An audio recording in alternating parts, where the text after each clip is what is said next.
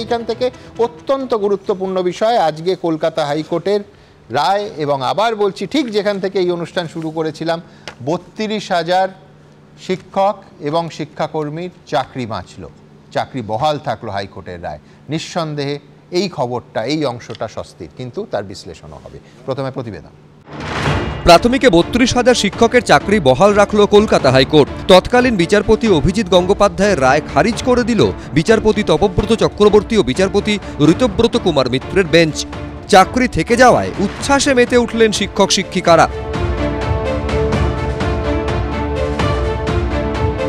আমরা আজ কলঙ্কমুক্ত হলাম, আর কি বলবো। 2.5 বছর পর মানে একটা মুক্তির নিঃশ্বাস আমরা নিতে পারছি। প্রাথমিকে নিয়োগ দুর্নীতি মামলায় বুধবার হাইকোর্টের বিচারপতি তপব্রত চক্রবর্তী ও বিচারপতি ঋতব্রত কুমার মিত্রর বেঞ্চ বলে, 9 বছর ধরে প্রাথমিকে শিক্ষকতা করছেন এই শিক্ষক শিক্ষিকারা। এই অবস্থায় চাকরি কেড়ে নেওয়া হলে তাদের ও তাদের পরিবারের ওপর বিরূপ প্রভাব পড়বে। অর্থনৈতিক সামাজিকভাবে তারা ক্ষতিগ্রস্ত হবেন। বিচারপতি তপব্রত চক্রবর্তী বলেন, তদন্তকারী এজেন্সির তথ্য অনুযায়ী এটা নিশ্চিত হওয়া যাচ্ছে না যারা চাকরি পেয়েছেন তারা কোনো দুর্নীতির সঙ্গে জড়িত ছিলেন। তদন্তের পর সিবিআই চিহ্নিত করে যে 264 জনের ক্ষেত্রে অনিয়ম হয়েছে। যাদের বাড়তি নম্বর দেওয়া হয়েছিল তাদের চিহ্নিত করা হয়েছে। এরপরেও এটা বলা যায় না সমস্ত নিয়োগ প্রক্রিয়া জালিয়াতি বা দুর্নীতির সঙ্গে যুক্ত। চাকরির সময়কালে এই শিক্ষকদের সততা দক্ষতা নিয়ে কোনো প্রশ্ন ওঠেনি। যারা পরীক্ষায় সফল হতে পারেননি সেই মামলাকারীরা একটা গোটা সিস্টেমকে নষ্ট করে দিতে পারে না। এতে যোগ্য শিক্ষকরা অপমানিত, কালিমালিপ্ত হবেন। বাকি যা 32,000 যাদের চ্যালেঞ্জ ক্যান্সেল হয়েছিল তাদের চাকরিটা বহাল থাকলো, যারা আইডেন্টিফাই করেছে তাদের চাকরিটা থাকলো। 2014 সালে প্রাথমিকে শিক্ষক নিয়োগের বিজ্ঞপ্তি প্রকাশিত হয়েছিল। পরীক্ষা হয়েছিল 2015-য়। 2016 সালে প্রকাশিত হয় প্যানেল। 2016 ও 17 2 বছর মিলিয়ে প্রায় 42,000 প্রাথমিক শিক্ষকের চাকরি হয়। কিন্তু এই নিয়োগে ব্যাপক দুর্নীতির অভিযোগ ওঠে, যেমন অপ্রশিক্ষিতদের চাকরি, র্যাঙ্ক জাম্প, ওএমআর কেলেঙ্কারি, টেট পাস না করেও চাকরি, এসএমএসে চাকরি, অ্যাপটিটিউড টেস্ট না নেওয়া, থার্ড পার্টিকে দিয়ে প্যানেল তৈরি।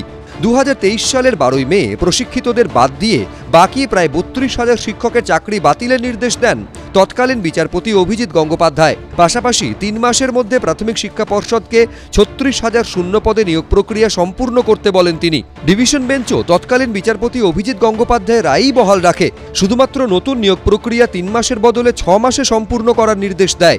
এরপর চাকরিহারা শিক্ষকরা সুপ্রিম কোর্টে দ্বারস্থ হন। 2023-এর 7 জুলাই হাইকোর্টের রায়ে স্থগিতাদেশ দেয় সুপ্রিম কোর্ট। নতুন করে কলকাতা হাইকোর্টকে মামলা শুনে রায়দানের নির্দেশ দেয়। গত 12 নভেম্বর হাইকোর্টের বিচারপতি তপব্রত চক্রবর্তী ও ঋতব্রত কুমার মিত্রের বেঞ্চে মামলার শুনানি শেষ হয়। বুধবার রায়দানের সময় তারা বলেন, পুরো নিয়োগ প্রক্রিয়ায় দুর্নীতিগ্রস্ত এই অভিযোগ ঠিক নয়। কয়েকজনের জন্য গোটা প্রক্রিয়ার ক্ষতি করতে দেওয়া যাবে না। শুধু চাকরি খাবো মনোভাব নিয়ে কোর্ট কখনো চলতে পারে না। এই যে অভিজিৎ গঙ্গোপাধ্যায়ের মতো জজেরা যারা পলিটিক্যাল এজেন্ডা নিয়ে জুজুতি করে গেছে, তাদের জন্য পশ্চিমবাংলার মানুষ অনেক ক্ষতি হয়ে গেছে। গালাগাল বন্ধ তো রাজনৈতিক জীবনের অঙ্গ। আমি বিচারপতি হিসেবে যা মনে করেছিলাম সেটাই বলেছি। 26,000 ক্যান্ডিডেটের প্রার্থীদের বা শিক্ষকদের চাকরি গেল, তারাও তো অনেকদিন চাকরি করেছিলেন, তাদের চাকরি যাওয়াটা কি ভুল ছিল? তাই না? সুতরাং আমার মতে এটা কোনো গ্রাউন্ড নয়। 2.5 বছরের অনিশ্চয়তা, আইনি জটিলতা কাটল। স্বস্তিতে প্রায় 32,000 শিক্ষক ও তাদের পরিবার। সৌভিক মজুমদার, বিজেন্দ্র সিংহ, বাচ্চু দাস, এবিপি আনন্দ। আমি প্রথমে তরুণের কাছে যাব। তরুণ, তোমরা 14 বছরে তৃণমূল সরকারের একাধিক চাকরির পরীক্ষা দুর্নীতির দায়ে অভিযুক্ত, বহুবার দুর্নীতির অভিযোগ উঠছে সবটি, কিন্তু ভোটের আগে কোথাও তৃণমূলকে এই রায়, ভোটের 3-4 মাস আগে নিঃসন্দেহে তৃণমূলকেও স্বস্তি দিল। হ্যাঁ, মানুষকে দিল কি সুমনদা? আমার উত্তর প্রশ্ন থাকবে, সাধারণ মানুষদের জন্য উত্তর থাকবে। 1,24,000 পরীক্ষার্থী ছিল, সবাইকে কি স্বস্তি দিল? এই প্রশ্নও থাকবে। রায়টা পড়ছিলাম, তোমার রায়ের কপি আছে, 110 প্যারাগ্রাফ অনওয়ার্ডস আমার আর্গুমেন্টটা আছে। আমি কোন কোন পয়েন্টগুলো নিয়েছিলাম প্রত্যেকটা ডিটেইলে লেখা আছে। মাননীয় বিচারপতিদের ধন্যবাদ। একাধিক পয়েন্ট আমিও পড়েছি, খারিজ করেছি। এক্স্যাক্টলি, আমি বলছি, দেখো, একজন আইনজীবী হিসাবে কলকাতা হাইকোর্টের ডিভিশন বেঞ্চ রায় দিয়েছে, আমাদের পেশেন্ট শেয়ারিং দিয়েছে, এর জন্য নতমস্তক প্রণাম জানাই কলকাতা হাইকোর্টকে। হাইকোর্টের রায় আমরা মানে মিডিয়ায় বসে কাটা ছেঁড়া এই উল্টোপাল্টা বিচারপতিদের বক্তব্য নয়, সুপ্রিম কোর্টে এসএলপি হবে। কিন্তু প্রশ্ন থাকছে, যদি তাই হয় সুমনদা, এইটা যদি লাস্ট আলটিমেটলি কনক্লুডিং প্যারাগ্রাফ তুমি যদি আসো, কনক্লুডিং প্যারাগ্রাফে কি আসছে? ডিস্টেবিলাইজ হয়ে যাবে, এত বছর চাকরি করছে, এদের কি হবে? আমার প্রশ্ন হচ্ছে তাহলে 26,000 কি দোষ করলো সুমনদা? আমি আসবো, কিন্তু আমি বলছি, তুমি বলছো সুপ্রিম কোর্টে এসএলপি করবে। এসএলপি করবো কারণ আমার যে ক্লায়েন্ট আছে সুমনদা, এখনো বলছি দুটো আরেকটা পার্ট, স্পেশাল রিট পিটিশন কবে করবে? এসএলপি সামনের সপ্তাহের মধ্যে করবো। আরেকটা পার্টও আছে এর মধ্যে, আরেকটা পার্ট যেটা আছে এর মধ্যে তুমি দেখবে ওভারঅল ইস্যুর মধ্যে আর কোর্ট বলেছে সিঙ্গেল বেঞ্চেও বেশ কিছু মামলা পেন্ডিং আছে। সিঙ্গেল বেঞ্চে এরকম মামলা পেন্ডিং আছে যারা রিজার্ভ ক্যাটাগরি স্টুডেন্ট 18 পেয়েছে কিন্তু সে চান্সটা পায়নি, জেনারেল একজন 10 পেয়ে চাকরিটা করছে, এরকম বুড়ি বুড়ি আছে। পাশাপাশি আমার কোথাও মনে হয় অ্যাবসলিউটলি আমার কল্পনা, আমি খবরের ভিত্তিতে তথ্যের ভিত্তিতে বলছি না, যে কোথাও একটা মানবিক দিক জজ সাহেবরা দেখতে পাচ্ছেন না। তার কারণ আমি বলছি সেটা তিনি লিখেছেন, কিন্তু আমার বক্তব্য যখন আমি দেখছি যে 26,000-এর চাকরি চলে গেল, তার ভেতরে যারা যোগ্যরা ছিল তাদের সামনেও তো কোনো আলো হলো না, তারাও একই রকম ভাবে রাস্তায় এসে বসলো। মানে অসাধু আর সাধু, মেধাবী আর জালিয়াতরা একই ফল কাছে পৌঁছে গেল। 32,000-এর মধ্যে প্রথম দিন যবে অর্ডারটা হয়েছিল, আমি বিভিন্ন মিডিয়ায় বললাম, তোমার এখানে এসে বলেছি, প্রথমে যাদের মনে, ইনফ্যাক্ট 26,000-এর মধ্যে কারণ যদি মনে ধারণা থাকে এরা সবাই চোর, তাহলে তার একটা চিকিৎসার প্রয়োজন আছে। এরা সবাই চোর বা দুর্নীতিগ্রস্ত নয়, সবাই একই রকম দুর্ভাগ্য। এক্স্যাক্টলি, দুর্ভাগ্যটা হলো, দুর্ভাগ্যটা যে পর্ষদের জন্য, পর্ষদের দুর্নীতির জন্য, সিস্টেমেটিক করাপশনের জন্য তারা আর তার পরিবাররা তো সাফার করলো। এই অমিত বাবু এখানে বসে যখন কাঁদছিলেন, আমরা কেউ বাকি 7 জন একটা শব্দ বলতে পারিনি, প্রত্যেকের চোখ ভিজে আসছিল। কিন্তু অরূপ, আমি উল্টো দিক থেকে আসবো, 264 জন প্রার্থীকে বাড়তি নাম্বার দেওয়া হয়েছিল, এই রায়তেই উল্লেখ করা হয়েছে, সিবিআই চিহ্নিত করেছে। 96 জনকে কাট অফ মার্কস অর্জন করতে পারেনি, তাদেরও নিয়োগপত্র দেওয়া হয়েছিল। অর্থাৎ, এবং এই মাননীয় বিচারপতিরা তদন্ত কিন্তু জারি রেখেছেন, দুর্নীতি হয়েছিল। প্রথমত একটা জিনিস বুঝতে হবে যে 32,000-এর মামলার মধ্যে যে প্যানেল নিয়ে বলা হচ্ছে 264 বা 96টা সেটার মধ্যে অন্তর্ভুক্তই নয়। 96, আমি বলছি 96 যে ঘটনাটা, সেটাই পর্ষদ ইতিমধ্যেই বাতিল করেছিল এবং তারা সুপ্রিম কোর্টের নির্দেশে এখনো সেটা চলছে। এক, দ্বিতীয় কথা, এই 264 জনকে দেখি যে 32,000-এর পুরো প্যানেল বাতিল করার প্রয়াস হয়েছিল। আসলে একদল চাকরি থেকেও চেয়েছিল যে ভোটের আগে যদি এটা করা যায় তাহলে রাজ্য জুড়ে একটা ডিস্টেবিলাইজ অবস্থা তৈরি করা যাবে। আজকে মহামান্য হাইকোর্টকে ধন্যবাদ যে ওই 32,000 পরিবারের মুখে তারা হাসি ফুটিয়েছেন। এক, দ্বিতীয়ত, তৃতীয়ত, আমরা পরিষ্কার করে বলছি যে এই রায় আজকে পরিষ্কার করে দিল জাস্টিস হিসেবে অভিজিৎ গঙ্গোপাধ্যায় যেই যে অবজারভেশন দিয়েছিলেন যে ভয়ঙ্কর, আজকে হাইকোর্টের রায় এসছে, তাতে তো পরিষ্কার পলিটিক্যাল ভেন্ডেটা নিয়ে তার নিজস্ব উদ্দেশ্য ছিল। সেই জায়গায় বিচারপতি হিসেবে তিনি বাকি যে যে রায় দিয়েছেন সেই রায়গুলো স্ক্যানারে আনা উচিত। আমি তো বলছি তার অভিজিৎ গাঙ্গুলির বাকি রায়গুলো স্ক্যানারে আনা উচিত, কারণ উনি বিজেপি নেতাই রায়গুলো দিয়েছেন। একটা কথা, প্রাইমারি টিচারদের চাকরি ডিভিশন বেঞ্চ বহাল রাখলো মানবিক কারণে, দুর্নীতি হয়েছে এই অবজারভেশন না, এটা শুধু নয়, অনেক কারণে সিবিআই এবং ইডি কোনো অভিযোগ প্রমাণ করেনি। আমি বলছি যারা আমার মতো ফাঁকিবাজ তারা 189 এবং 190, 191 এটা পড়ে দেখলে পুরো যে জিনিসটা। আরেকটা পয়েন্ট আছে, অনেকটা বাবরি মসজিদের মতো মসজিদ ভাঙার যে বিষয়টি, সেটা ক্রিমিনাল অফেন্স দেখিয়েও বিশ্বাসকে প্রাধান্য দেওয়া হয়েছিল।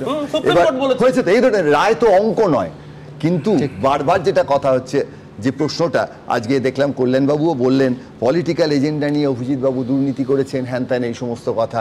তাহলে চাকরি নিয়ে এক হচ্ছে হয় দুর্নীতি হয়নি, নয়তো তৃণমূল কংগ্রেস কোনো রাজনৈতিক দল নয়, কারণ সেই দুর্নীতিটার সঙ্গে তারা যুক্ত। এখানে কুণালদা বসে আপনার এখানে বসে বলেছেন, তাহলে তৃণমূল কংগ্রেস যদি একটা রাজনৈতিক দল হয় তাহলে এই চাকরি সংক্রান্ত যে দুর্নীতি, যে দুর্বৃত্তায়ন, সেই জায়গাটার সঙ্গে এবং যেটা কন্টিনিউড হয়েছে। আমি বলছি আমার এই সমস্ত ছাড়া আমি যাবো তরুণ, একটা স্বস্তির অংশ আছে, সেটা হচ্ছে যে যাক, তাহলে রায় পছন্দ হলে বিচার ব্যবস্থার একাংশকে তৃণমূল আক্রমণ করে না। তার কারণ এটাই আজকে এত জোর গলায় স্বাগত জানাচ্ছে অরূপ, এটাই রায় যদি বিরুদ্ধে যেত তাহলে সরাসরি বিচার ব্যবস্থার একাংশ কখনো কখনো কখনো কখনো কখনো বিচারপতিদের নাম করে আক্রমণ। এ তো এই নজির তো দেখেছি। বলছি যে 3-4টে জায়গা থেকে আমি বলছি যে দেখুন, স্বস্তি পেয়েছে, আনন্দিত আমি যে চাকরি অনেক যায়নি এবং সত্যি না যাওয়াটাই পরিবার, এত মানুষ একেবারেই।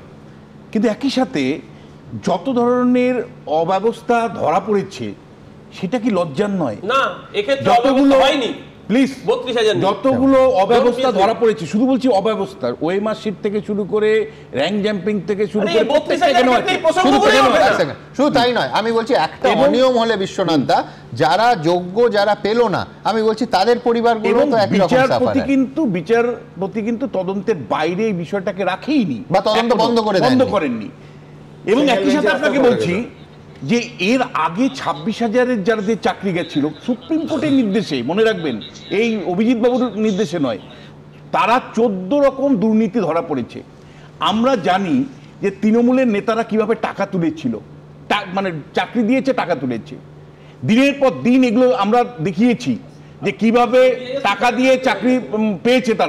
তারা ক্যামেরার সামনে বলেছে, বাড়ি ঘর বিক্রি করে চাকরি তুলেছে। আমার প্রশ্ন হচ্ছে, তারপরে তো আমরা রিফর্ম চাই, তারপরে তো সংস্কার চাই। তৃণমূল কংগ্রেস বিভিন্ন পরীক্ষাতে যে দুর্নীতির কথা, এবং মমতা বন্দ্যোপাধ্যায় স্বয়ং বনসহায়কের দুর্নীতির কথা বলেছেন, তাহলে দুর্নীতিটা যখন ইনস্টিটিউশনালাইজ তৃণমূল শাসনকালে হলো, তার থেকে বেরোনোর কি উপায় আপনি দেখতে পাচ্ছেন? উল্টো আপনি কি দেখতে পাচ্ছেন? নতুন করে রুল ফ্রেম করা হচ্ছে, যেটা নিয়ে সুপ্রিম কোর্ট আবার প্রশ্ন তুলছে। নতুন করে মানে যে ব্যবস্থাগুলো সুপ্রিম কোর্ট বলেনি সেই জায়গায় ঢোকা হচ্ছে।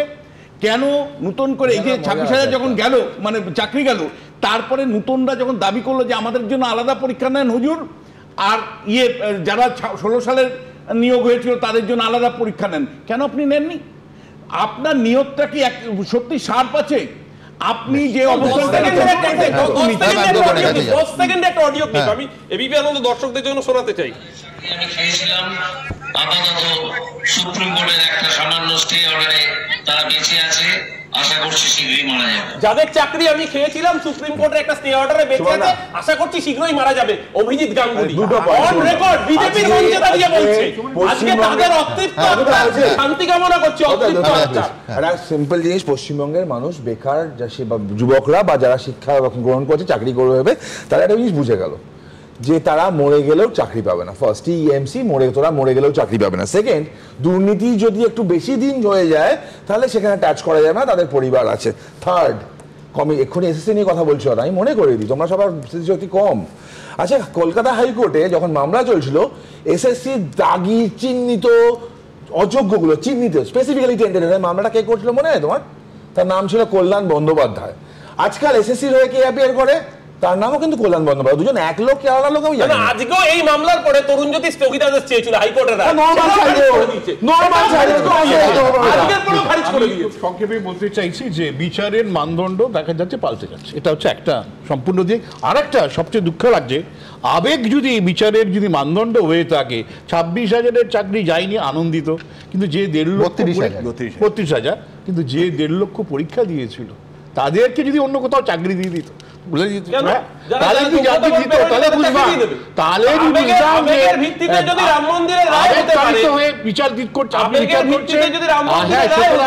বাস্তববাদী হয়ে বিচার করতে চাইছেন, সেম বিচার হোক। যারা চাকরিতে বঞ্চিত হলো তাদের জন্য আপনার সমবেদনা পেলাম। ধর্ম ভাবনা আর অঙ্ক ভাবনা যদি এক হয়ে যায়, অর্থাৎ 52-97 চেয়ে বেশি হয়ে যায়, হিন্দু ধর্ম না মুসলিম ধর্ম কোনটা বেশি মহান, এই নিয়ে তো একটা আলোচনা হতে পারে। কিন্তু আংশিকভাবে কম নম্বর পেয়ে নাম তালিকায় উঠেছে এবং বেশি নম্বর পেয়ে বাদ গেছে, এর একাধিক প্রমাণ সকলে মেনে নিয়েছে। 32,000-এর ক্ষেত্রে এটা খাটে না, এই 32,000-এর ক্ষেত্রে সিবিআই সেটা প্রমাণ করতে পারেনি। যদি দুর্নীতি এইভাবেই জানলা দিয়ে ফেলে দেওয়া যেত, তাহলে এই রায়তেও মাননীয় বিচারপতিরা তদন্ত অব্যাহতই রাখতেন না, তদন্ততেও একই রকম দাঁড়ি বসিয়ে দিতেন যে সিবিআইরা তদন্তের দরকার নেই, কোনো দুর্নীতি হয়নি, একেবারে নয়। এবং এই রায় সে কথা বলছে না। কিন্তু আমি বলছি যে আমি অন্য জায়গা থেকে ধরতে চাইছি যে 26,000-এর চাকরি বাতিল যে হলো, তার ভেতরে তো যোগ্যরাও ছিল, অর্থাৎ অযোগ্যরাও যে শাস্তিটা পেল, যোগ্যরাও সেই শাস্তিটা পেল। কোথাও এটা হয়তো পরোক্ষ কারণ হতে পারে। এবং সেই এসএসসির সেই ছেলে মেয়েগুলো যোগ্যরা চোখের জলে আজকে এই রায়ের পর তারা প্রশ্ন তুলছেন। আমি বলছি এটাও কিন্তু সমান গুরুত্বপূর্ণ। পাশাপাশি এই রায় আজ মুখ্যমন্ত্রী স্বাগত জানিয়েছেন, সেটাও দেখাবো।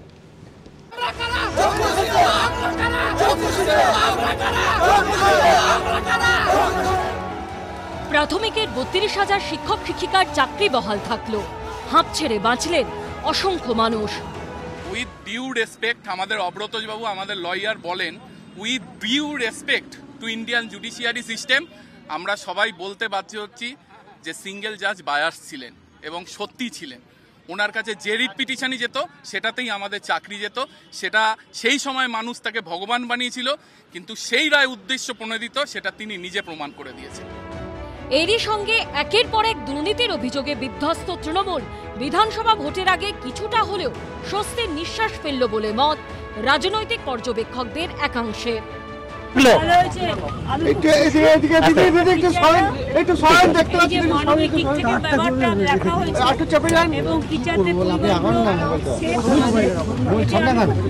মানিক ভট্টাচার্যরা যে কাণ্ড কারখানাটা মমতা ব্যানার্জির নির্দেশে করেছেন এসএসসির মতো প্রাইমারিতে, এটা অনৈতিক। তো আজকের জাজমেন্টে মমতা বন্দ্যোপাধ্যায় সরকার পদ্ধতি মেনে স্বচ্ছতার সঙ্গে যে রিক্রুটমেন্ট করে না, এটা কিন্তু জাজ বলে গেছেন। তাই অভিজিৎ গাঙ্গুলি সঠিক। ৩২,০০০ শিক্ষক শিক্ষিকার চাকরি বহাল রাখতে গিয়ে হাইকোর্টের ডিভিশন বেঞ্চ বলেছে ৩২,০০০ শিক্ষক শিক্ষিকার চাকরি গেলে তাদের পরিবারের বাঁচা মুশকিল হয়ে যাবে। এ কথা মাথায় রেখে আমরা ৩২,০০০ চাকরি বাতিল করার পক্ষপাতী নই। সত্যের জয় হলো। 5 বছর ধরে নাগাড়ে কোর্ট কাছারি, কেন্দ্রীয় গোয়েন্দা সংস্থা, সিবিআই, ইডি, বিরোধী দলগুলোর আক্রমণ, এসএসসি যারা যোগ্য চাকরিহারা তাদের হাতে আবার অ্যাপয়েন্টমেন্ট লেটার তুলে দিতে পারি, তাহলে নিশ্চিন্ত মনে আমার মনে হয় যে আমাদের 5 বছরের একটা বৃত্ত সম্পূর্ণ হবে। যিনি পরবর্তী ক্ষেত্রে একটি রাজনৈতিক দলের নেতা হয়েছেন, তার সেই মনোভাব বায়াস ছিল কিনা বা রাজনৈতিক পক্ষপাত দুষ্ট ছিল কিনা নিশ্চয়ই সবাই বিচার করবেন।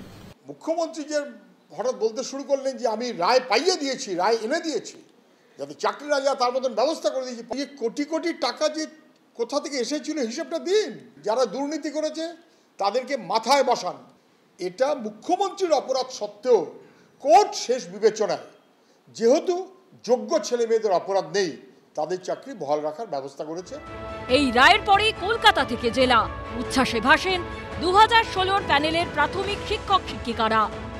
এই দীর্ঘ 9 বছর চাকরির পরে যদি কারোর চাকরি কেড়ে নেওয়া হয়, তার যে কি দুর্বিষহ অবস্থা হয় সেটা আদালত বিচার করেছে এবং এটা বিচার্য বিষয় ছিল। আইনের জয় এবং বিচার ব্যবস্থার উপর মানুষের আস্থা ভালো। নিয়োগ দুর্নীতি মামলাতেই চাকরি হারিয়েছেন এসএসসি 26,000 শিক্ষক ও শিক্ষাকর্মী। অযোগ্যদের জন্য চাকরি হারিয়ে পথে বসতে হয়েছে যোগ্য চাকরি প্রার্থীদেরও। তাদের ভবিষ্যৎ এখনো অন্ধকার, অনিশ্চিত। বুধবার কলকাতা হাইকোর্ট 32,000 প্রাথমিকের শিক্ষক শিক্ষিকার চাকরি বহাল রাখার পর এখন এসএসসি চাকরিহারা যোগ্যদের প্রশ্ন, তাদের পরিবারের কি হবে? মেধার ভিত্তিতে চাকরি পাওয়ার পরও তাদের চাকরি কেন কারা হলো? আমরা এখনো পর্যন্ত দাবি করছি আমাদের কেস অবশ্যই এটা রিওপেন হওয়া দরকার। এক দেশে এক সংবিধান, আইন সকলের ক্ষেত্রে একই রকম হোক, এটা কিন্তু আমাদের ক্ষেত্রে হচ্ছে না। অপরাধীরা কিন্তু বেঁচে যাচ্ছে। এখন তো নতুন ফ্রেশ সিলেকশন নিয়ে আমাদের সমস্যা চলছে। আমরা সুপ্রিম কোর্টে একটা কিউরেটিভ ফাইল করে রেখেছি। আমরা চাই ওই কেসটা কিউরেটিভ গ্রাউন্ডে শোনা হোক এবং আমরা চাই আমাদের জাজমেন্ট দিতে হবে না, আমাদের বক্তব্যটা শোনা হোক। প্রাথমিক নিয়োগ দুর্নীতি মামলায় বুধবার কলকাতা হাইকোর্ট মন্তব্য করে সমস্ত নিয়োগ প্রক্রিয়া বাতিল করার জন্য ব্যাপক বা পদ্ধতিগত অনিয়মের সুস্পষ্ট প্রমাণ দরকার। প্রামাণ্য নথি থেকে পদ্ধতিগত সিস্টেমেটিক ফ্রডের কোনো ইঙ্গিত পাওয়া যায়নি। সুবিচার দেওয়ার ক্ষেত্রে আদালত নিজের খেয়াল খুশি মতো নতুন নিয়ম বা বিধান সৃষ্টি করতে পারে না। কৃষ্ণেন্দু অধিকারী, আশাবুল হোসেন ও অনির্বাণ বিশ্বাসের রিপোর্ট, এবিপি আনন্দ। রবীন্দ্রনাথ লিখেছিলেন, জীবনের ভিত্তিটার গায়ে পড়েছে বিস্তর কালো দাগ। অনিশ্চয়তার কালো দাগ লেগেছে এসএসসির এই হাজার হাজার চাকরি প্রার্থীদের জীবনেও। এই আবহে এসএসসির গ্রুপ সি, গ্রুপ ডির দাগিদের পূর্ণাঙ্গ তালিকা প্রকাশের নির্দেশের পর এবার যোগ্যদের তালিকা প্রকাশের নির্দেশ দিল কলকাতা হাইকোর্ট। মাননীয় বিচারপতি অমৃতা সিনহার নির্দেশ, তালিকা প্রকাশ করতে হবে 8ই ডিসেম্বরের আগে। আদালতের নির্দেশকে স্বাগত জানিয়েছে চাকরি প্রার্থীরা। বুধবার প্রাথমিকের 32,000 শিক্ষক শিক্ষিকার চাকরি বহাল রেখেছে কলকাতা হাইকোর্টের বিচারপতি তপব্রত চক্রবর্তী এবং বিচারপতি ঋতব্রত কুমার মিত্রর ডিভিশন বেঞ্চ। আর এদিনই এসএসসির গ্রুপ সি এবং গ্রুপ ডির যোগ্যদের তালিকা প্রকাশের নির্দেশ দিলেন কলকাতা হাইকোর্টের বিচারপতি অমৃতা সিনহা। এর আগে বিস্তারিত বিবরণ সহ দাগিদের তালিকা প্রকাশের নির্দেশ দিয়েছিলেন তিনি। বুধবার বিচারপতি অমৃতা সিনহা নির্দেশ দেন 2016 নিয়োগ প্রক্রিয়ায় অংশগ্রহণকারী গ্রুপ সি এবং গ্রুপ ডির যোগ্যদের তালিকা প্রকাশ করতে হবে এসএসসি-কে। যারা চিহ্নিত দাগি নয় তাদের তালিকা প্রকাশ করতে হবে 8ই ডিসেম্বরের আগে। পাশাপাশি আদালতের নির্দেশ, যারা ওয়েটিং লিস্টে ছিলেন তারাও যদি এই যোগ্য তালিকায় থাকেন তাহলে তারাও যেন বয়সজনিত ছাড় পান এবং নতুন নিয়োগে অংশ নিতে পারেন তা দেখতে হবে। অযোগ্য কারা, তাদের লিস্ট যদি প্রকাশিত হয়ে যায়, আমরাও বিচার বিভাগের কাছে জানতে চাই যে এইগুলো সবকিছু দেওয়ার পরে তাও কি চাকরি ফিরবে? যারা নতুন পরীক্ষা দিল কিন্তু ডাক পেল না, তাদের ভবিষ্যৎটা কি হবে? এটা তো হ্যারাসমেন্টের পর হ্যারাসমেন্ট ছাড়া আর কিছুই হচ্ছে না। আদালতের নির্দেশে 2016 সালের এসএসসির গোটা প্যানেল বাতিল হয়েছে। চাকরি হারিয়েছেন 26,000 প্রার্থী। 27 নভেম্বর 2016 এসএসসির নবম, দশম এবং একাদশ দ্বাদশের দাগি শিক্ষকদের তালিকা প্রকাশ করে স্কুল সার্ভিস কমিশন। 3রা নভেম্বর গ্রুপ সি ও গ্রুপ ডি 3,512 জন দাগির নামের তালিকা প্রকাশ করা হয়। গ্রুপ সি এবং গ্রুপ ডি প্রার্থীদের একাংশের দাবি, দাগি হিসেবে 3,512 জনের তালিকা এসএসসি প্রকাশ করলেও সুপ্রিম কোর্টে তারা জানিয়েছে দাগির সংখ্যা 7,293। এই প্রেক্ষিতে এসএসসির গ্রুপ সি ও গ্রুপ ডি 7,293 জনের নামের তালিকা প্রকাশের নির্দেশ দেয় কলকাতা হাইকোর্ট। সেদিন বিচারপতি অমৃতা সিনহা নির্দেশ দেন, দাগির নাম, রোল নম্বর, বাবার নাম, তিনি কোথায় কর্মরত ছিলেন সেই সংক্রান্ত বিস্তারিত তথ্য প্রকাশ করতে হবে তালিকায়। দুর্নীতির দায়ে চাকরি বাতিলের পর ফের গ্রুপ সি ও গ্রুপ ডি নিয়োগের বিজ্ঞপ্তি প্রকাশ করেছে school service commission. Group C শূন্যপদ 2,989 ও গ্রুপ ডির 5,489। সূত্রের খবর, প্রায় 8,000 শূন্য পদের জন্য ইতিমধ্যেই আবেদন করেছেন প্রায় 8 লক্ষ চাকরি প্রার্থী। নতুন নিয়োগের তোড়জোড়ের মধ্যেই হাইকোর্টের নতুন নির্দেশ। সৌভিক মজুমদার ও অনির্বাণ বিশ্বাসের রিপোর্ট, এবিপি আনন্দ, কলকাতা।